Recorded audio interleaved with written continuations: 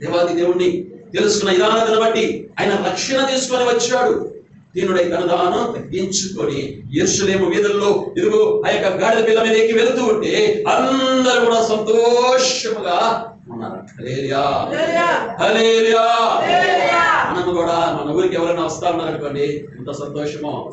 ఒక ఎమ్మెల్యే వస్తున్నాడన్నా, ఒక ఎంపీ, ఒక సీఎం, ఒక ప్రధానమంత్రి వస్తున్నాడన్నా ఎక్కడ లేని సంతోషముగా ఎదురు చూస్తామండి. ఆ కాలంలో యేసు ప్రభు వచ్చిన తర్వాత ఇదిగో యెరూషలేము అనే పట్టణం పెద్ద సిటీ. ఆ పట్టణానికి యేసు ప్రభు రాబోతూ ఉన్నాడని తెలిసి జనాలందరూ కూడా గుంపులు గుంపులుగా తండోలుగా యెరూషలేము పట్టణానికి వచ్చారన్న. యెరూషలేము పట్టణానికి వచ్చినాక యేసు ప్రభు బయలుదేరి వచ్చి ఉన్నాడు. లూకా సువార్తలో మనము చూద్దాం.